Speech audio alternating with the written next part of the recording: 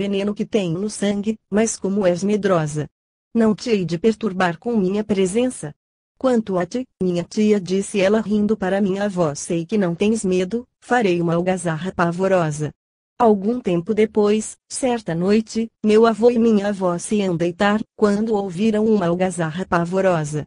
Tudo estava transtornado, as telhas pareciam esbarrar umas nas outras, o telhado parecia ter desabado. Acordem todos, abrem a porta, tudo estava intacto. Surpresa e susto. Deitam-se, repete-se a algazarra. Clementina morreu, exclamou minha avó. Imediatamente cessou o alarido. No dia seguinte, cerca de meio-dia, chegava o telegrama. Morrera na véspera, na hora mesmo da algazarra, em um convento de Amiens. Vivem ainda as testemunhas. J. L., em Paris. Os leitores desta obra estão a par de tais algazarras e disso não se hão de admirar. A primeira parte do nosso estudo atual já nos forneceu muitos exemplos semelhantes. Essa manifestação também corresponde a um aviso realizado, a uma intenção, a uma promessa anterior. Eis outra, bastante esquisita também, realizada após promessa feita.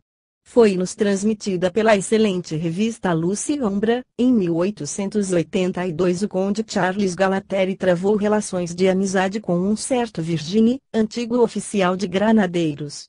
Na conversa falavam por vezes em espiritismo, querendo Galateri em vão convencer seu amigo. Um dia, ora seriamente, ora gracejando, os dois amigos prometeram um ao outro que o primeiro morto avisaria, de que modo, coçando-lhe os pés. Vários anos se passaram. Em novembro de 1887 o Sr. Virginie anunciou ao seu amigo ter se alistado de novo nos batalhões da África. Na noite de domingo, 5 de agosto de 1888, o Sr. Galateri estava deitado, quando sua senhora, deitada ao lado dele, disse-lhe um tanto aborrecida: "Vamos, fica quieto." Seu marido perguntou-lhe se estava sonhando, pois ele estava completamente imóvel.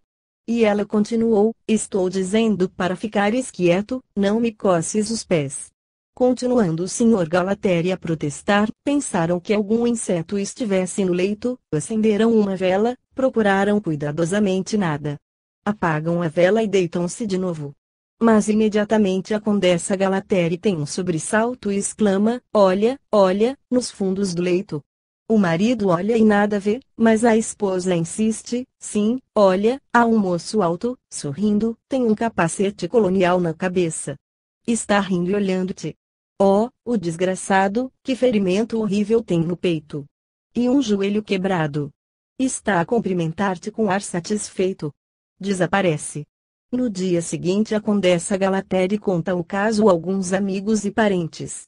Na terça-feira, 14 de agosto, anunciaram os jornais que um bando de indígenas, comandados pelo capitão Cornacchia, pelos tenentes Poli, Brero, Virginie e Adam Aga, tinha sido atacado perto de Saganete pelos Abexins. Virginie, o último oficial sobrevivente, tinha por fim sido ferido num joelho e depois morto por um tiro no peito.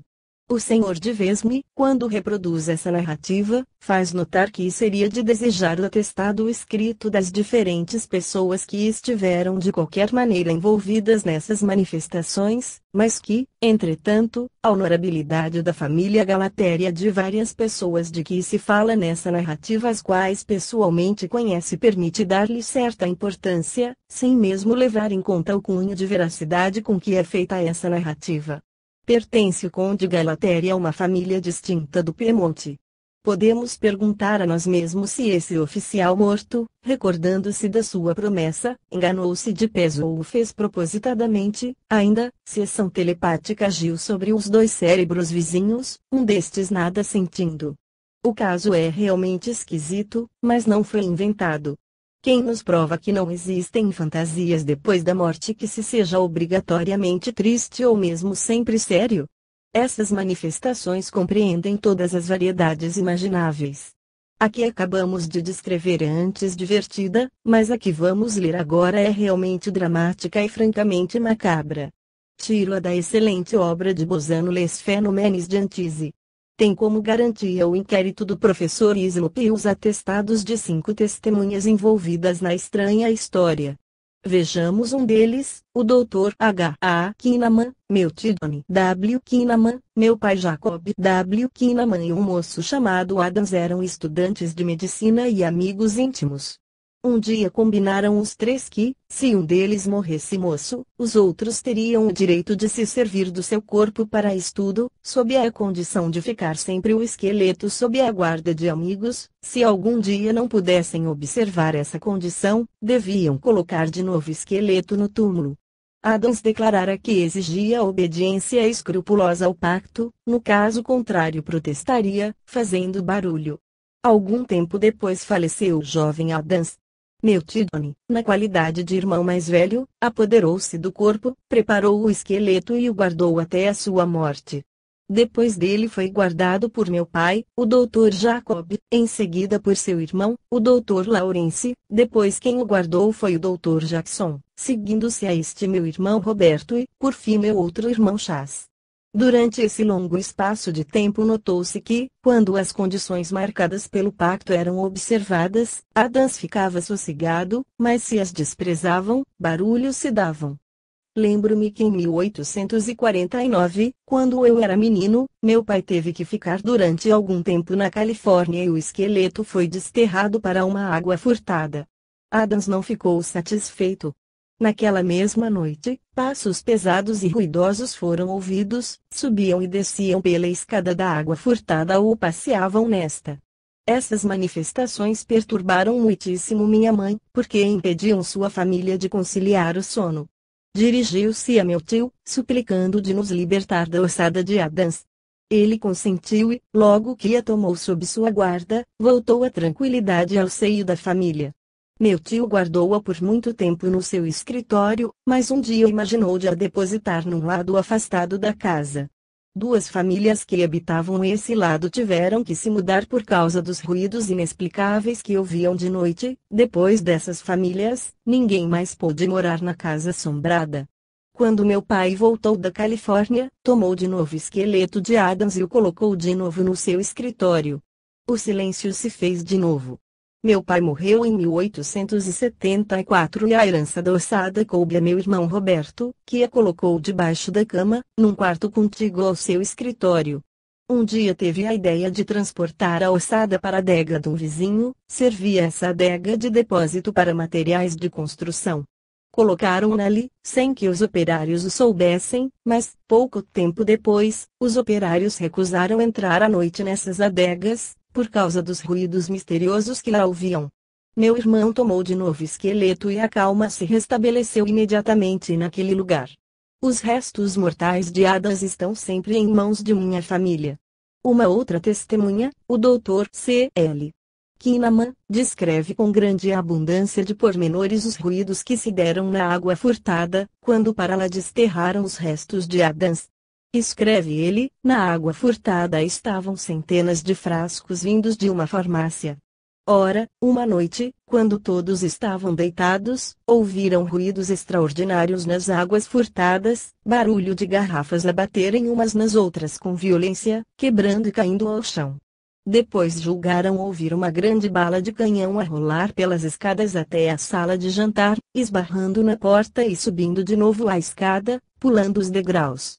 Um membro da família decidiu-se a subir nas águas furtadas, com um castiçal na mão, mas o barulho logo cessou, tudo foi encontrado no lugar.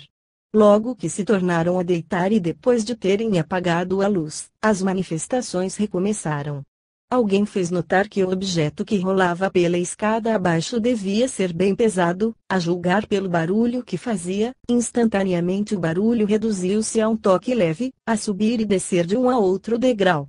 Modificavam-se as manifestações conforme as nossas observações, elas continuaram até que nos tornamos a deitar, vencidos pelo cansaço e pelo sono. No dia em que a ossada foi retirada das águas furtadas reinou de novo a tranquilidade na casa. O Dr. R. C.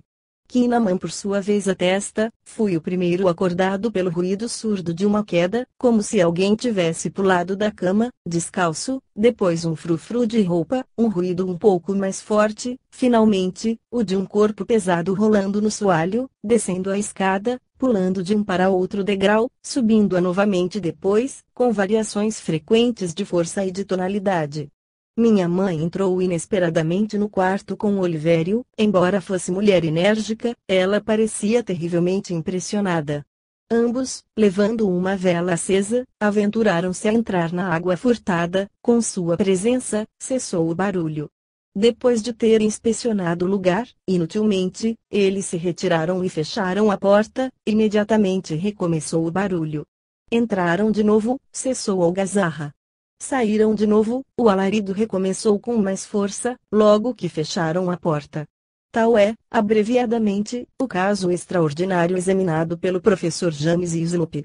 A dúvida não é possível.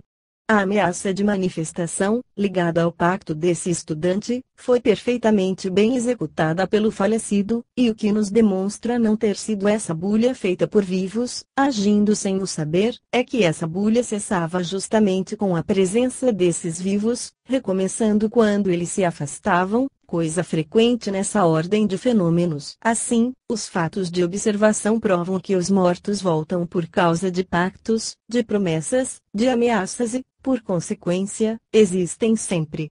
Onde estão eles para produzir esses fenômenos? Não o sei de modo nenhum.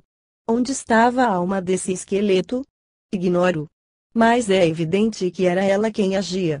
Expusemos há pouco manifestações visíveis, aparições, e já tínhamos observado, Capitão Ive, produções de imagens pelo pensamento dos moribundos, fatos extremamente numerosos, imagens visíveis, objetivas exteriores, consideradas pelos videntes como realidades materiais, mas que, entretanto, são subjetivas, formadas no espírito do observador, embora não possam ser consideradas alucinações, pois não são nem erros, nem ilusões, têm uma causa, a vontade do moribundo ou do morto que as produz.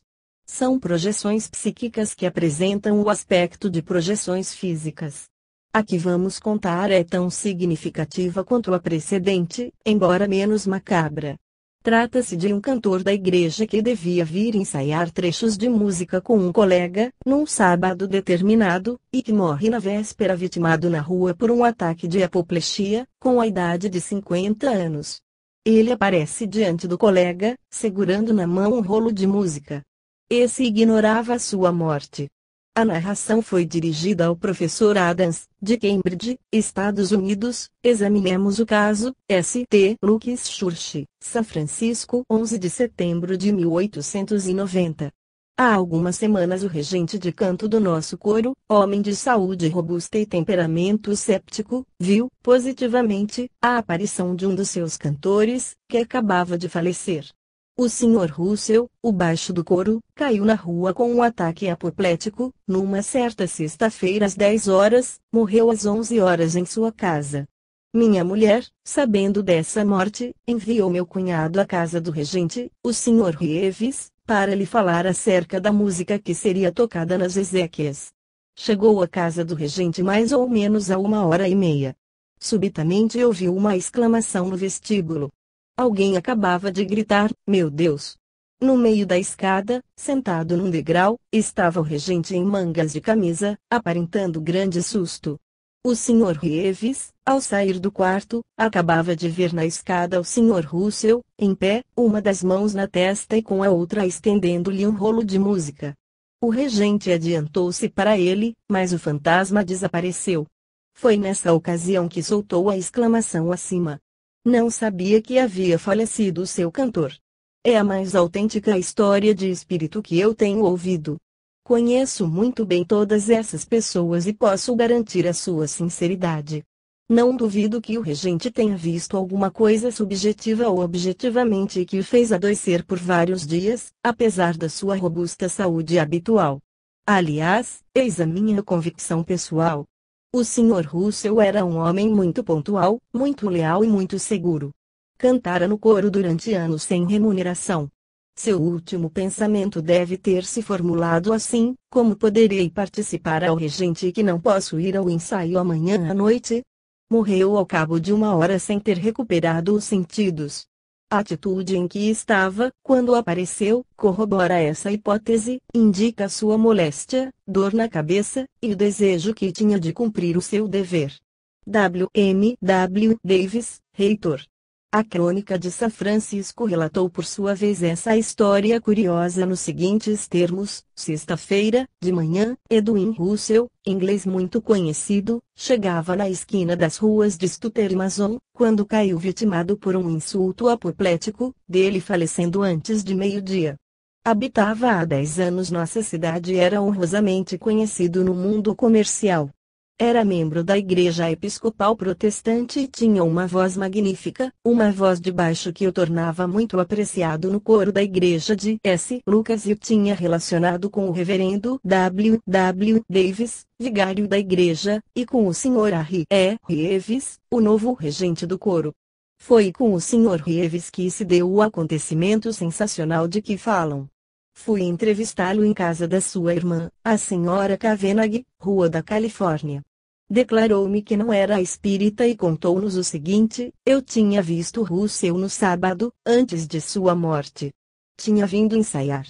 Perguntei-lhe onde poderia achar um bom charuto e ele me levou a uma loja. Depois convidei-o a vir à minha casa ou, por outra, à casa de minha irmã para ensaiar, e combinamos que seria no sábado seguinte.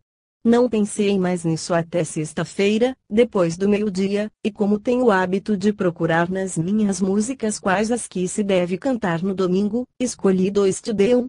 Saí do meu quarto e avistei meu amigo Russell, tão nítido, tão vivo que me adiantei logo para apertar-lhe a mão, e dar-lhe as boas-vindas.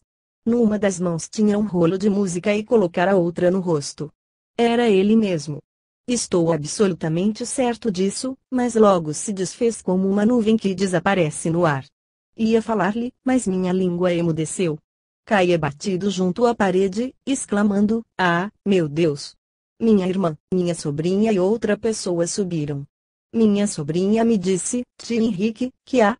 Queria explicar, mas não pude falar. Minha sobrinha me disse então: sabe que o Sr. Russell morreu? Fiquei completamente assombrado. Vi Russell 3 horas depois da sua morte, tão bem como vejo aqui nesta poltrona. Pelo inquérito feito, com todo o cuidado já conhecido, pela Sociedade Inglesa de Pesquisas Psíquicas, esta aparição espontânea não deixa pairar qualquer dúvida. O grito do Sr. Reeves foi ouvido por testemunhas, a visão deu-se num estado completamente normal e a hipótese de uma alucinação é absolutamente inadmissível, dadas todas as circunstâncias do fenômeno. Trata-se aqui, como nos casos de promessas cumpridas, de uma intenção bem definida de não faltar a uma entrevista combinada. Discutir indefinidamente, para furtar-se a aceitação do fato, de nada serviria. Essas manifestações de mortos são numerosas e variadas como acabamos de verificar. Eis ainda uma que muito surpreendeu a observadora. Um índio mestiço aparece a uma viajante, depois de lhe ter prometido fazê-lo. Ele estava no Colorado e ela, de volta à Europa, estava então na Suíça. A senhora Bishop, em Solteira Bard, viajante e escritora bem conhecida, relata o que segue. Quando viajava nos Montes Rochosos, a senhorita Bard conhecera um índio mestiço, o Sr. Nugent, conhecido pelo nome de Mountain Jimmy, e ela adquirira sobre ele considerável influência. No dia da minha partida, escreve ela, ele estava muito comovido. Tivera com ele uma longa conversa a respeito da vida mortal e da imortalidade, conversa que eu terminara com algumas citações da Bíblia. Pareceu-me muito impressionado e exclamou: talvez não a veja mais nesta vida, mas vê-la-ei quando morrer. Separaram-se depois disso. Durante algum tempo tive notícias dele, soube que se portara melhor e que depois recaíra nos seus usos selvagens, mais tarde fora ferido em uma rixa, depois melhorara de saúde e formara planos de vingança. Na última vez que tive notícias dele, eu estava no Hotel Interlaken, em Interlaken, Suíça, em companhia da senhora Clayton e dos Kerr. Algum tempo depois de ter recebido essas notícias, era no mês de setembro de 1874, estava uma manhã estendida na cama, escrevendo uma carta à minha irmã, quando, ao levantar os olhos, vi Mountain Jim de pé, diante de mim. Seus olhos me fitavam e ele me disse em voz baixa, porém muito distintamente: eis-me como prometi. Depois, acenou-me com a mão e acrescentou: adeus. Quando a senhorita Bessie veio trazer-me o almoço, tomamos nota do acontecimento, marcando o dia e a hora.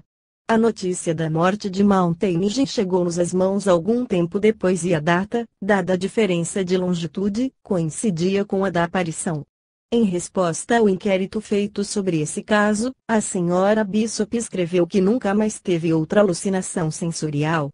Vira Mountain Jim pela última vez em São Luís, Colorado, no dia 11 de dezembro de 1873. Em Fort Collins, nesse mesmo estado de Colorado onde ele faleceu, foi averiguado que a morte se deu no dia 7 de setembro de 1874. A promessa ou ameaça do mestiço realizou-se pontualmente.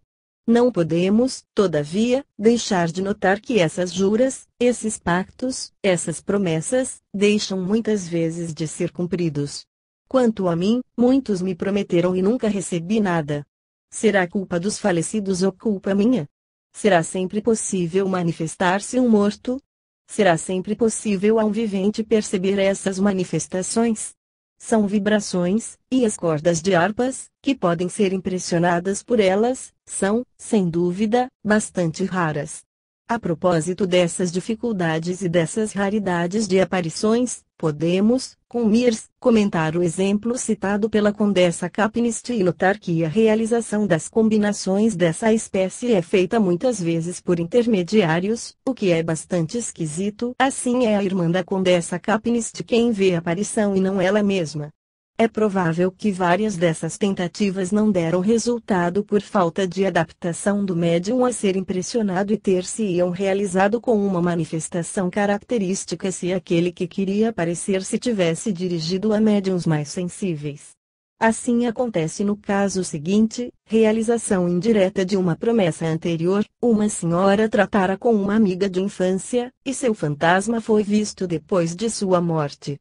Esse exemplo curioso foi fornecido pelo Rev. Arthur Bellamy, de Bristol, em fevereiro de 1886, na relação seguinte: quando minha mulher era menina, combinara com uma colega da escola que aquela que morresse primeiro devia aparecer a sobrevivente, se fosse do agrado de Deus. Em 1874 minha mulher, que nem vira, nem ouvira mais falar desde muitos anos da sua amiga de colégio, soube que falecera. Essa nova recordou-lhe o que haviam combinado, tornando-se então muito preocupada, e falou-me a respeito. Eu conhecia esse trato feito por minha mulher, mas nunca vira uma fotografia de sua amiga nem nada ouvira que lhe dissesse respeito. Uma ou duas noites depois, dormíamos tranquilamente, um fogo claro brilhava no quarto e uma vela estava acesa. Despertei subitamente e vi uma senhora sentada na cama, do lado em que minha mulher dormia profundamente. Sentei-me na cama e olhei para ela, vendo-a tão distintamente que ainda me posso lembrar da sua forma e da sua atitude. Se eu fosse pintor, poderia pintar na tela o seu retrato, bem semelhante. Lembro-me de que me impressionou seu penteado bem cuidado e elegante. Não posso dizer quanto tempo fiquei sentado a olhar para ela, mas logo que esse fantasma desapareceu, saí da cama para ver se alguma roupa, colocada na cabeceira, teria produzido alguma ilusão de óptica. Ora, na linha de visão, nada havia até a parede. Não podendo admitir uma alucinação, não pus em dúvida ter visto realmente uma aparição. Deitei-me de novo e fiquei deitado até que minha mulher despertasse. Algumas horas mais tarde, contei-lhe então o que vira, descrevendo-lhe a fisionomia da aparição. Ora, a tez, o porte, etc., tudo coincidia exatamente com a lembrança que minha mulher tinha conservado da sua amiga.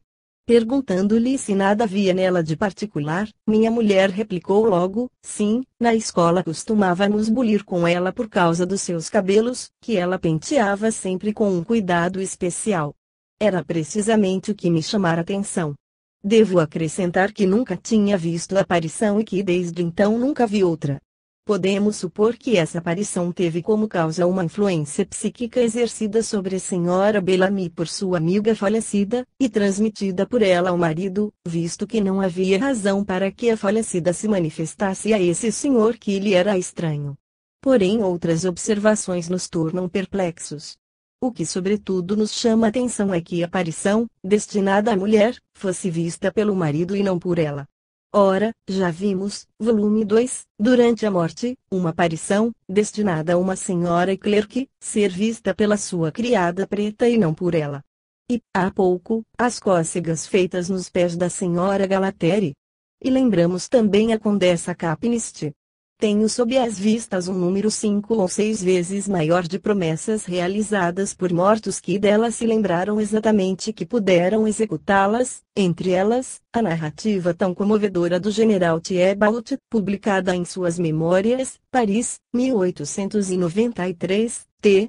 E, pages 43-47, a respeito da aparição de seu irmão, acompanhada desta frase: nunca pude acreditar nisso e entretanto nunca pude duvidar. Falta-me espaço para publicá-las. Os exemplos que acabamos de considerar são suficientes, parece-me, para nos convencermos da realidade dessas manifestações. Muitos nada acrescentariam a essas provas, devemos admitir essas observações. Explicá-las é um pouco mais difícil. Dentre as cartas recebidas, destacarei ainda a seguinte, que me foi enviada de Kalisz, Polônia Russa, no dia 27 de junho de 1913, carta 2358, muito estimado Sr. Flammarion, meu pai, após sua morte em 1879. Deu-me provas de que ainda estava vivo, pelos sinais que tínhamos combinado de antemão. Primeiro o vidro, que ambos tínhamos marcado, partiu-se em linha reta horizontal e a quebra foi acompanhada de um ruído semelhante a um tiro de espingarda. Segundo o relógio, que tínhamos escolhido, cujo som era ordinariamente rápido e alegre, começou a dar as horas lentamente, tristemente e assim fez durante várias semanas. Não mais me devo calar, porque estou velho, e o senhor, defensor da verdade, não sendo moço tampouco, tem como dever falar, pois que o mundo escuta. Nicolau Stepanov. Se já era convidado pela minha idade a não me calar em 1913, com mais razão em 1922, e a este dever obedeço, classificando os testemunhos, para assim estabelecer o conhecimento geral. Diante desses fatos de observação temos a impressão, como dizia Oliver Lodge, de que as almas dos mortos tentam comunicar-se conosco e que, de ambos os lados, os esforços são comparáveis aos dos sapadores, que para abrir um túnel através de uma montanha empreendem o trabalho em cada extremidade do túnel. A parede que separa o fundo das duas galerias é ainda bastante espessa, mas deste lado começamos a ouvir os golpes da picareta, dados também do outro lado. Parece mesmo que o tabique já está atravessado pelos raios X. Assim, eis seguramente exemplos de mortos que voltaram para cumprir juramentos recíprocos ou promessas. Parece-me que este segundo capítulo, lido depois do primeiro, não pode deixar de fortalecer as bases sobre as quais deve ser fundada a nova ciência. Prossigamos nosso estudo, comprovando agora que os mortos também voltam para negócios pessoais, independentemente das declarações de que acabamos de falar. Capítulo 3. Mortos que voltaram para negócios pessoais, revelações, pagamentos de dívidas, restituições, promessas não cumpridas, serviços a prestar, testamentos, confidências, censuras, protestos, perseguições, vinganças, avisos, manifestações diversas. Pode, às vezes, o verdadeiro não ser verossímil. Boileau. Esse título pode surpreender mais de um leitor.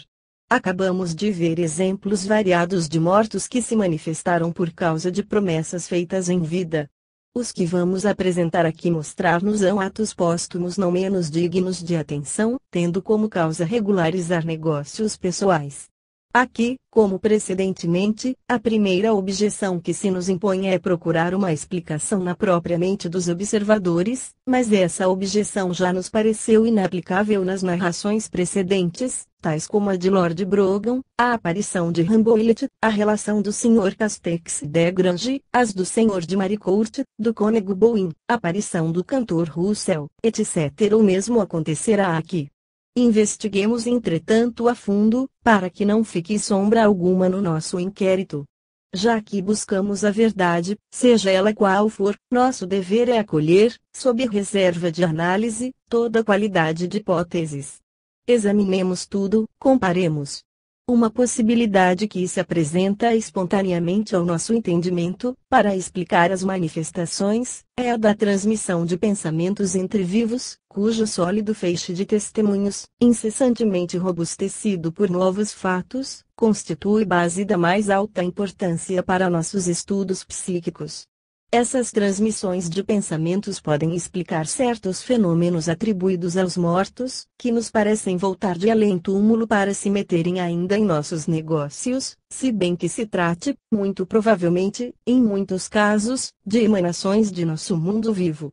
Nosso inconsciente, ou, se preferirem, nosso subconsciente é um receptor de sensibilidade variável conforme as pessoas e, às vezes, um reservatório prodigioso de impressões latentes. Umas, sob certas influências exteriores físicas ou psíquicas, por um processo ainda mal definido, surgem deste íntimo e misterioso âmago de nosso ser psíquico, outras a maior parte nele permanecem ocultas e nele são reabsorvidas. O pensamento de um devedor pode ter se comunicado, quando vivo, aos seus filhos e ter ficado no cérebro destes durante meses, impressão essa oculta, insuspeita, confundida com todas as outras impressões latentes, porém não destruída, depois, por uma causa desconhecida, em circunstâncias favoráveis, isolar-se ela, sobretudo em sonho, formular-se e emergir, clara, definida do obscuro subconsciente. O mesmo se pode dar para o lugar secreto de uma quantia de dinheiro em reserva. É apenas uma hipótese, mas é digna de atenção. Mesmo que essas manifestações só provassem faculdades desconhecidas pertencentes ao ente humano, esta aquisição, por modesta que seja para a ciência nova, deve ser tomada em consideração. Antes de nos arremessarmos na vida futura, esforcemo-nos por conhecer melhor a vida terrestre. A palavra não é indispensável para exprimir o pensamento, pois há, por vezes, transmissão de pensamento não formulado. Conheço pessoalmente numerosos exemplos que foram cientificamente comprovados por experiências. A palavra é uma das últimas conquistas da humanidade. Antes de empregar a linguagem articulada, nossos longínquos antepassados comunicavam-se entre si por meio de gritos como os animais, aliás gritos significativos. Hoje, servidos pela palavra, somos incapazes de compreender tudo o que há de oculto nas expressões do mundo animal. A propósito da transmissão de pensamento, meu sábio amigo, o Dr. Coste de Lagrave, comunicou-me, entre diversas experiências, a seguinte que lhe é pessoal. Diz ele: escolho uma folha de árvore. Empregue no meu pensamento do seu aspecto, incorporo-a-me psiquicamente a tal ponto que tenho certeza de reconhecê-la, mais tarde, no meio de 100.000 outras diferentes. A uns 50 metros distantes vou reunir-me à pessoa sensível. Ela venda os olhos, tomo-lhe do pulso e, pensando na folha que ela deve designar, acompanho-a. Corre, muito depressa, arrastando-me atrás de si, para no lugar onde se acha a folha, estende a mão que está livre e coloca-a delicadamente sobre a folha que eu tinha marcado e escolhido alguns minutos antes. Resulta isso da transmissão de pensamento não formulado. Tanto quanto possível pus-me em comunicação com os transmissores de pensamento, sobretudo para descobrir se havia alguma fraude para fazer experiências por mim mesmo. A transmissão do pensamento não formulado é uma faculdade que existe na realidade, mas é mais ou menos desenvolvida. Em certas pessoas existe poderosa, a receptividade do pensamento não formulado pode também ser desenvolvida e certas pessoas apresentam resultados notáveis. Assim fala o Dr. Coste de Lagrave, cujo curso de psicologia é apreciado desde muito tempo em Paris. Eu mesmo fiz outrora experiências análogas com Ninoff e Clovis Hughes, o desconhecido, as quais, por sua vez, provam a realidade das transmissões do pensamento. E é possível que se lembrem igualmente de minha experiência feita com Charcot, na La Salpêtrière, de que falei no capítulo Pensamento Produtor de Imagens, no volume 2, Durante a Morte. Há mais de um século foram publicadas 28 obras importantes sobre os sonhos, a primeira por Maine de Biran, 1792, a última por Yves Delage, 1920, passando por uma das mais clássicas, a de Alfred Maury, 1861. Tenho-as todas diante de mim e devo confessar que nenhuma me deu ainda a explicação total e definitiva do sonho. Como decidir se uma aparição ou qualquer outra manifestação de uma pessoa falecida é alguma coisa mais do que uma simples alucinação subjetiva, e se um sonho é produzido por um espírito exterior ao nosso. Só poderemos chegar a um resultado por meio de análises cuidadosas. Tomemos alguns exemplos significativos. Desde muito tempo chamei a atenção de todos para essas observações psíquicas. Meus leitores já puderam ver em Urânia o curioso episódio a seguir, extraído da vida de Swedenborg. Em 1761 a senhora de Marteville, viúva de um ministro da Holanda em Estocolmo, um credor do seu marido reclama uma quantia de 25.000 florins de Holanda, 50.000 francos. Esta senhora sabia que essa quantia fora paga por seu marido e pagá-la segunda vez a colocaria em grandes apuros, arruiná-la-ia quase. Era-lhe impossível descobrir o recibo. Vai visitar Swedenborg, 8 dias depois, vê em sonho o marido, que lhe mostra um móvel no qual estava o recibo junto a um grampo com 20 diamantes, que ela julgava o perdido também. Eram 2 horas da madrugada. Cheia de alegria, levanta-se e acha tudo no lugar indicado. Tendo-se deitado de novo, dorme até às 9 horas. Pelas 11 horas, o senhor de Swedenborg vem visitá-la. Antes de saber o que tinha acontecido, contou-lhe que na noite precedente tinha visto o espírito do senhor de Marteville, o qual lhe havia declarado que ia à casa de sua viúva. Essas observações não são tão raras como se pensa. Tenho neste momento grande número delas diante dos meus olhos. Da mesma época de que falamos, muitas podem ser vistas na história de A Vidente de Prevorst, menos imaginária do que parece. Existe uma justiça imanente. Um roubo cometido será absolvido e anulado.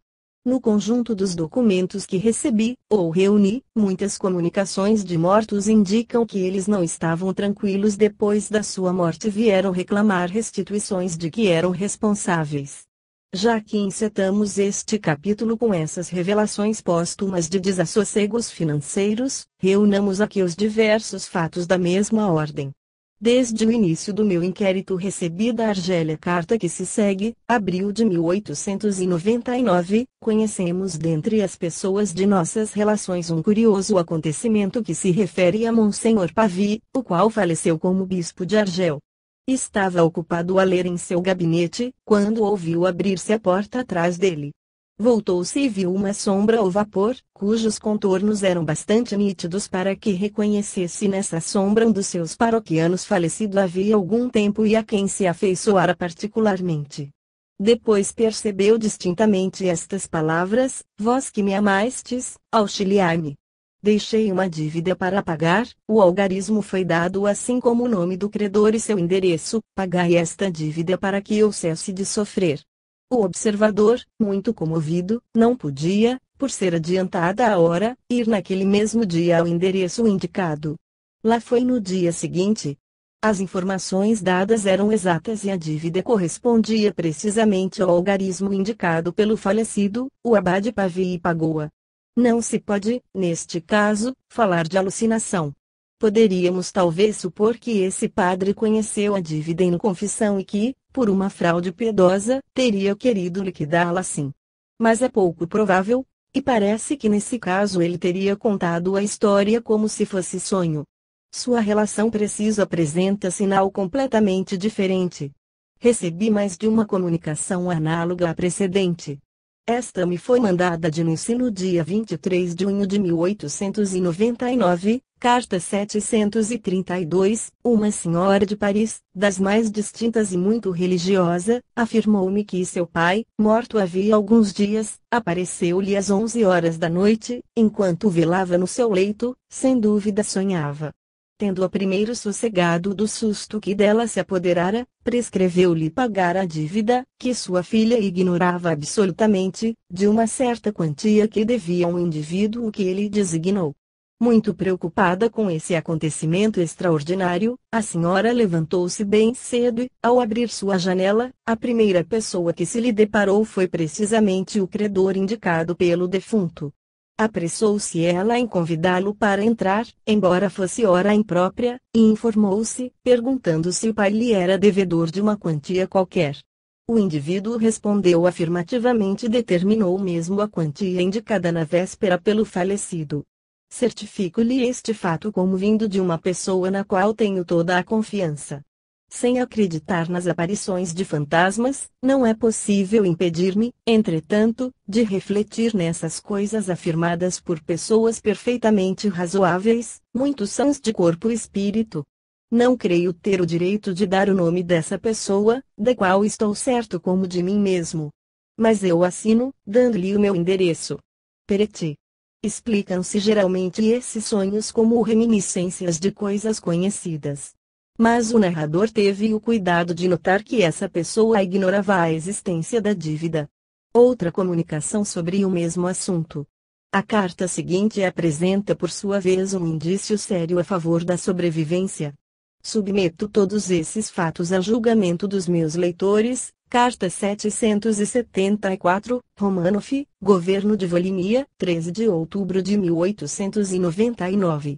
Querido mestre, desejoso de ser útil às suas pesquisas tão leais e tão sinceras a respeito das manifestações de além-túmulo, tomo a liberdade de lhe relatar um fato bem conhecido na minha família e que sempre ouvi contar pelos meus. O irmão do meu avô, o conde Tadeu Zaki, depois da morte de seu pai, viu este último em sonho, dizendo-lhe que pedira emprestado a um vizinho, o Sr. N, 100 ducados, pelos quais este último não quisera receber um documento escrito. Pedia, pois, a seu filho para pagar esta dívida, a fim de dar tranquilidade à sua alma. Meu tio-avô considerou esse sonho como um sonho qualquer e não lhe deu atenção. No dia seguinte o mesmo sonho se repetiu exatamente da mesma forma. Então meu tio-avô mandou preparar imediatamente o carro para ir visitar o vizinho e, fazendo-lhe perguntas, soube que emprestara efetivamente 100 ducados, mas disso não possuía nenhuma prova escrita.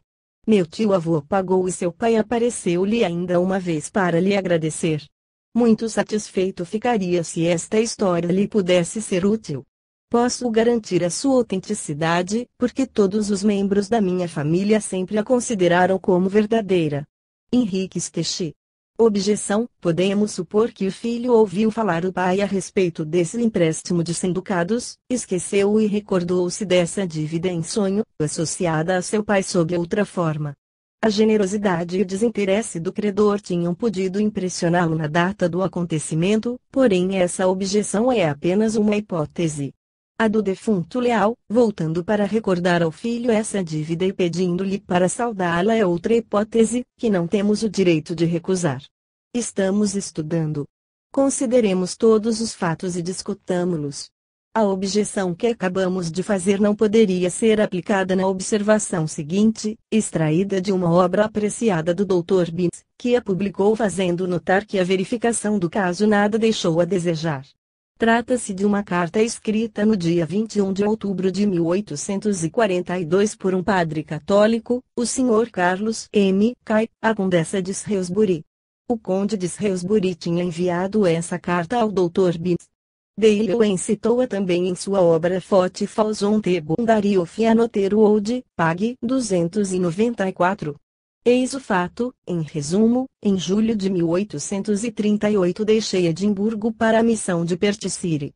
Ao chegar a Perth fui chamado por uma senhora presbiteriana, Anna Simpson, que havia mais de uma semana se achava na maior ansiedade, almejando falar com um padre, porque uma das suas amigas, chamada Malloy, lhe tinha aparecido durante muitas noites, suplicando-lhe pedir a um padre que pagasse uma pequena quantia, 3 shillings e 10 pence, que a falecida ficara devendo.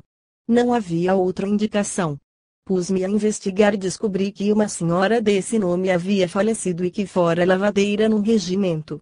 Acabei por encontrar o vendeiro onde ela comprava e perguntei-lhe se uma mulher por nome Malloy lhe devia alguma coisa. Consultou seus livros e disse-me que ela lhe devia 3 shillings e 10 pence. Paguei essa quantia.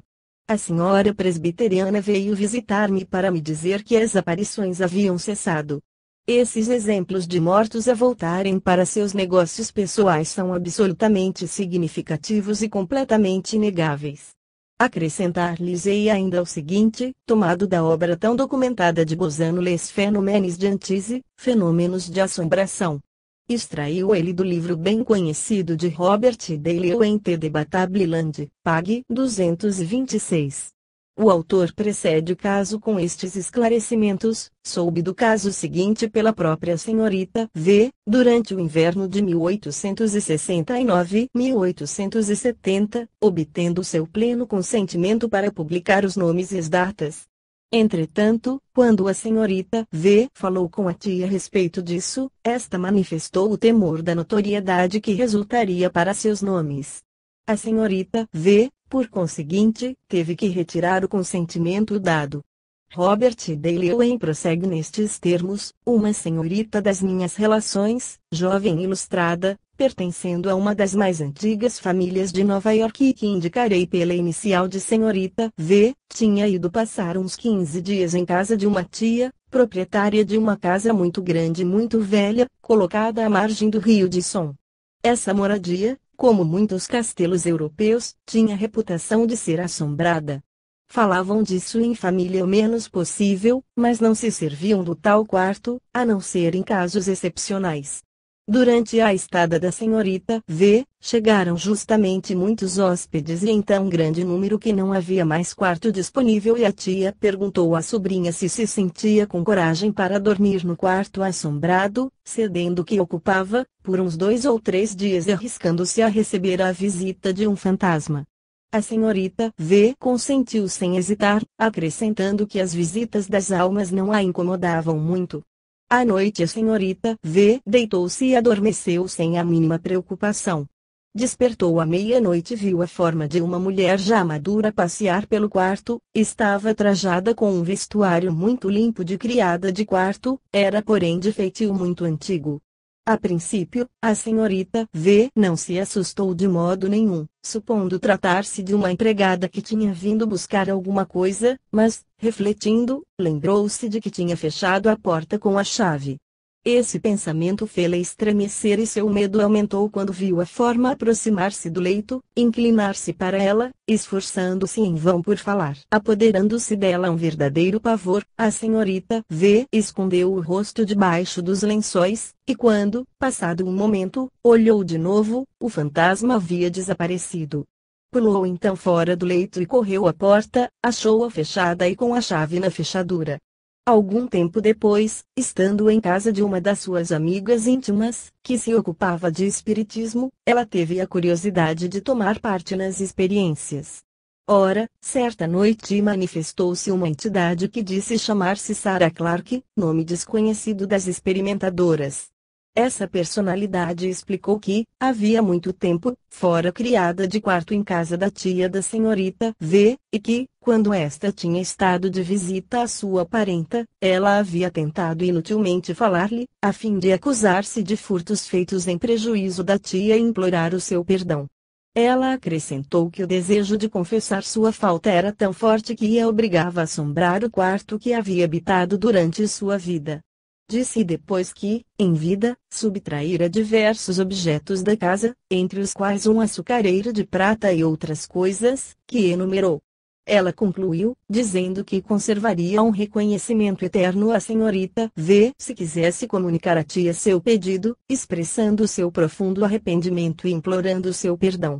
Na primeira ocasião, a senhorita V perguntou à tia se por acaso tinha conhecido alguma Sarah Clark. Certamente, respondeu ela, foi uma criada de quarto que tivemos há 30 ou 40 anos. Que gênio tinha, era boa, trabalhadeira e fiel. Durante o tempo que esteve consigo nunca deu por falta de objetos de uso na mesa e que eram de prata.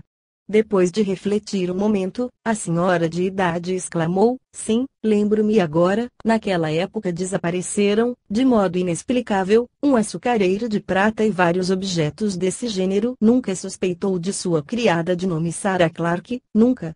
É verdade que ela entrava com toda a franquia na casa toda, mas todos nós sabíamos que era muito honesta e acima de qualquer suspeita.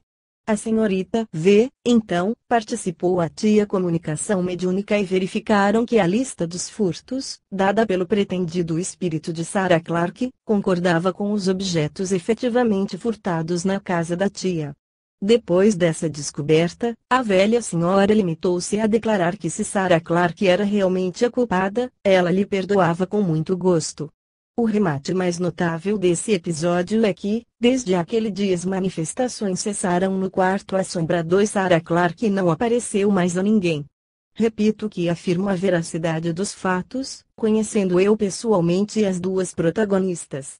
Neste exemplo, além da prova manifesta das relações de causalidade entre essa ideia fixa da morta e os fenômenos de assombração, prova confirmada pelas palavras da entidade comunicante, que o desejo de confessar sua falta era tão violento que a obrigava contra sua vontade a assombrar o quarto que habitara em vida, é preciso também notar a contraprova muito importante da cessação imediata das manifestações no quarto assombrado depois que o espírito assombrador teve atendido o seu desejo imperioso de obter o perdão. Este fato, tão exatamente averiguado, instrui-nos como todos os precedentes sob mais de um ponto de vista. As observações são numerosas em demasia para que não sejam tomadas em consideração, aparições de mortos ligadas a sonhos e reclamando certos préstimos, dando recados a serem feitos, poderíamos dizer. É muitas vezes difícil, para não dizer impossível, atribuir esses incidentes a alguma autossugestão, a alguma recordação, a algum ato do subconsciente do sonhador. Na pequena relação que vamos assinalar, o autor atribui o fato, não ao morto, porque não admite os fantasmas, mas a um gênio, a um espírito, o que também não é demonstrado. Eis o fato. Não deve ser desprezado por ter se dado nos século. Dizem muitas vezes, é história muito velha.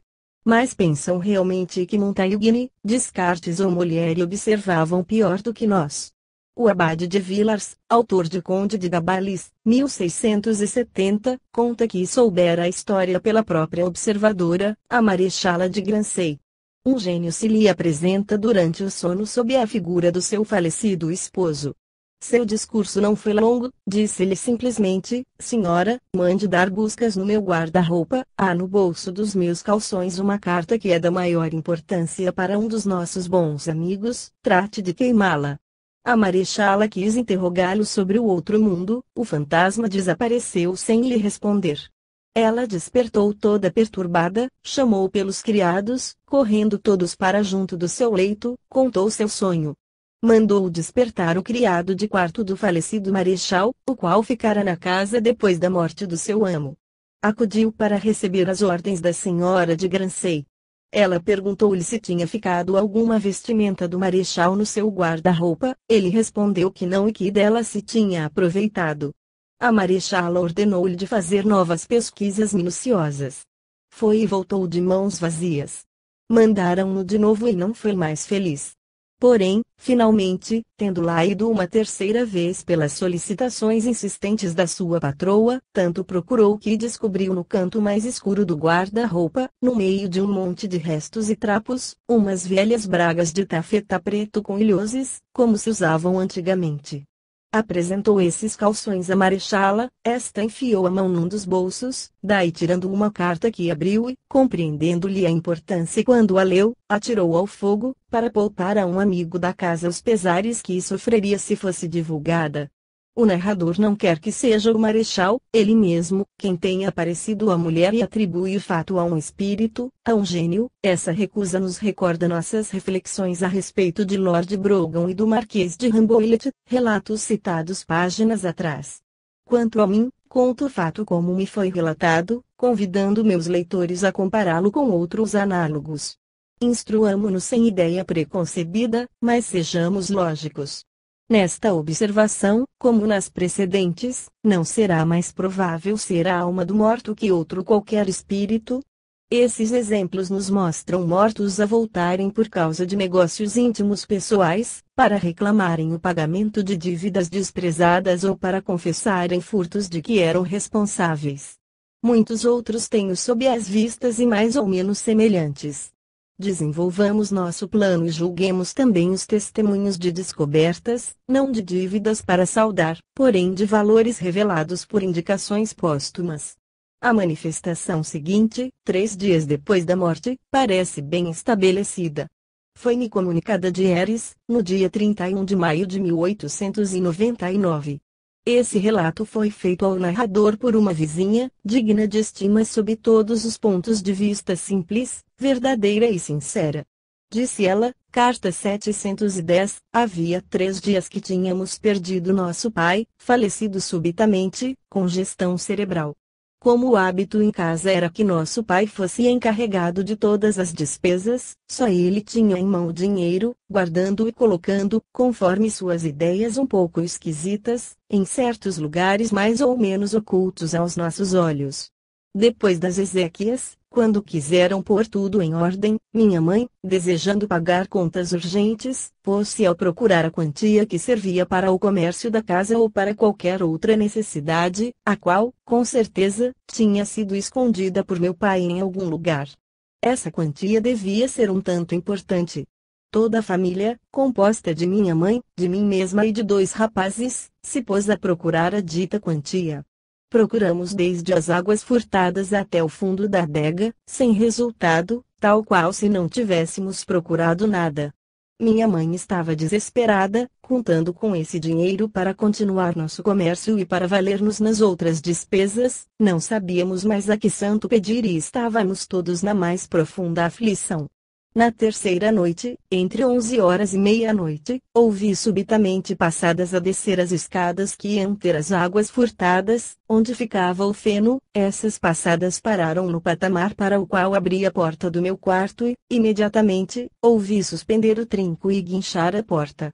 E logo a voz bem conhecida de meu pai ressoou aos meus ouvidos, chamando-me por 3 vezes, Batistinha, minha filha.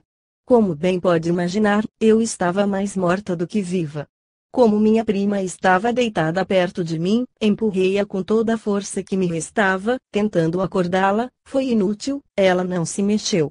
Respondi então ao meu pai, mas com a voz tão emocionada que só com muita dificuldade pude articular estas 2 palavras: meu pai. Escuta, minha filha, respondeu-me ele, desde que os deixei, estão vocês nos maiores apuros e nas mais terríveis angústias por causa desse dinheiro que vocês não podem achar. Pois bem, ele está numa antiga caixa de despachar laranjas. Essa caixa está no quarto, atrás da cozinha. Ali, nessa caixa, que tem divisões, há de um lado sementes de diversas espécies, em saquinhos, e no outro, bem no fundo, debaixo de trapos, está o dinheiro que lhes causa tanta tribulação. Adeus, minha filha. É inútil acrescentar que toda a família levantou-se imediatamente e alguns minutos depois agarrávamos o pecúlio. Tal é a narração da qual nada tiro, assim como nada lhe acrescento. Hilario Marquandi, proprietário. Praça das Palmeiras, número 34. Como tivesse, no meu inquérito habitual, pedido ao autor que obtivesse confirmação dessa narração, recebi a resposta seguinte, carta 719, muito feliz por satisfazer seus desejos, esta manhã fui ao jardim da viúva Eugênio Ardouin, de solteira Batistinha Pons, estava ocupada a colher morangos. Em 2 palavras expliquei-lhe qual o fim da minha visita. Participei-lhe a carta que tive a honra de lhe escrever, perguntando-lhe se era bem igual ao que ela me tinha relatado a respeito da aparição de seu pai. Respondeu-me que era isso mesmo. Disse-lhe então, é preciso que me faça um obséquio, deve enviar ao Sr. Flammarion uma narração bem simples do fato, tal como dele ainda se pode lembrar. Ela sorriu, dizendo-me que isso não era possível, pois não sabia escrever. Fiquei desgostoso com isso.